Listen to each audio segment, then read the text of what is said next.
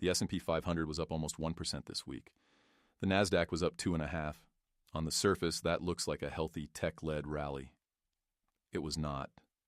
Strip out 5 or 6 names and the picture inverts entirely. The majority of stocks in the index either went nowhere or lost ground.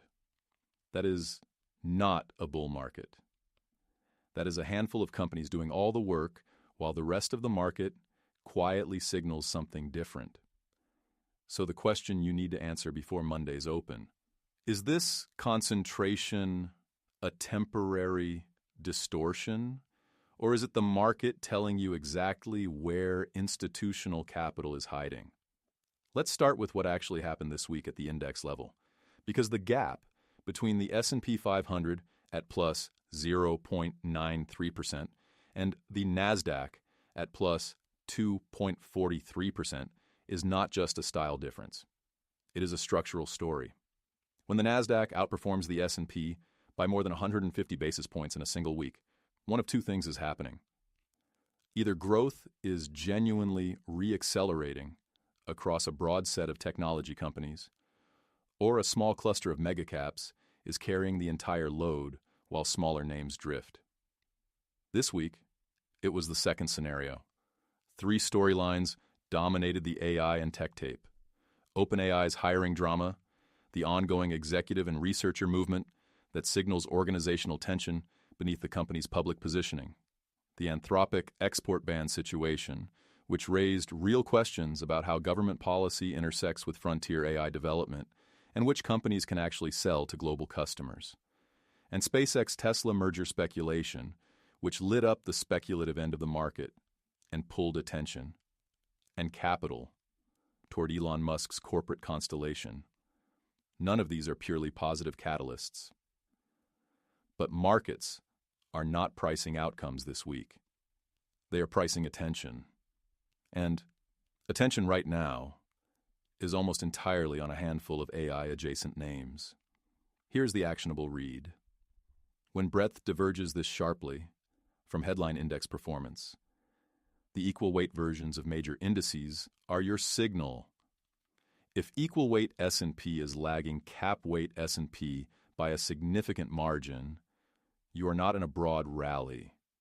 You are in a rotation story where size is the only factor that matters. Track that spread going into Monday. It will tell you whether institutional money is broadening out or doubling down on concentration.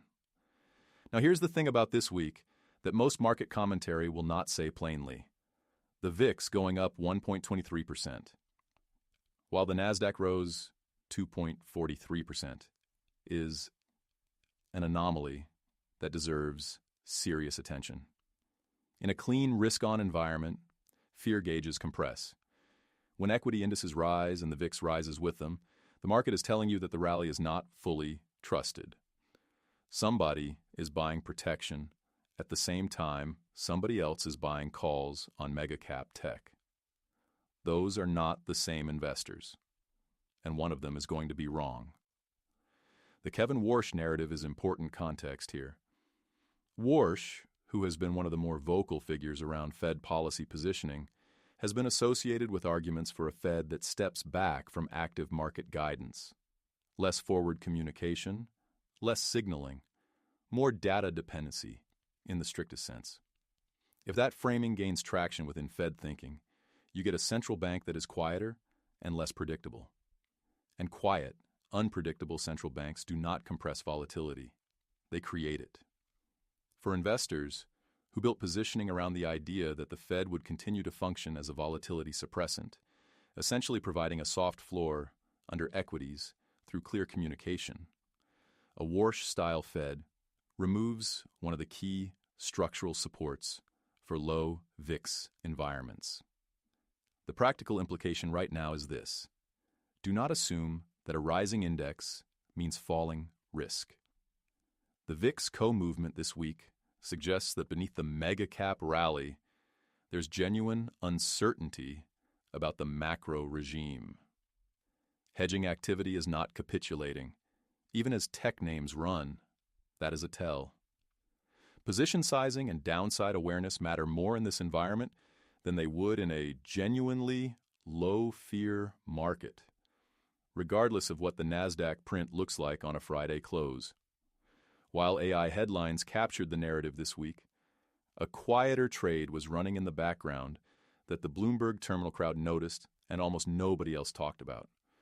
Oil was up on Iran tensions, and energy majors, the large integrated producers, almost certainly benefited from that move in a week where most of the market was going sideways or worse. Iran-related oil risk is not a new story, but its reemergence as a price driver in mid-2026 is meaningful for a specific reason. It represents a category of risk that AI narratives and Fed policy debates cannot touch. Geopolitical supply disruption is a completely orthogonal risk factor to everything else dominating market psychology right now. It does not care about Anthropic's export status or Fed communication strategy.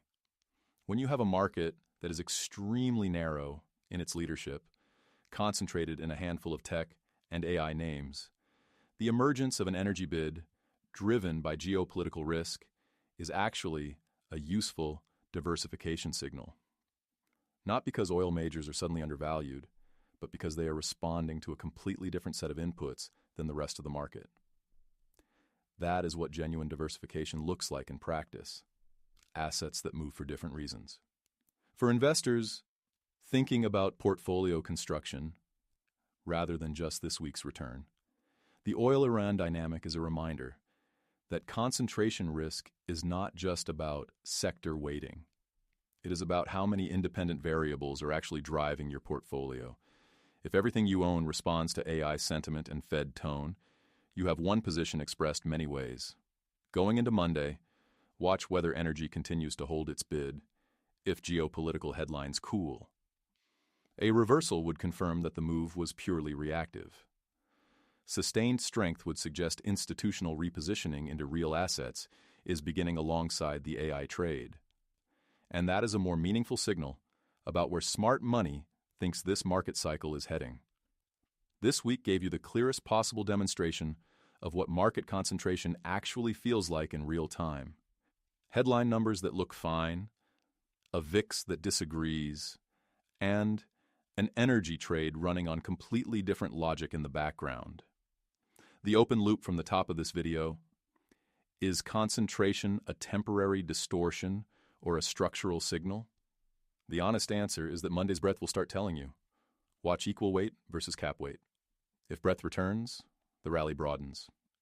If it does not, you know what this market is. Subscribe for the Monday read.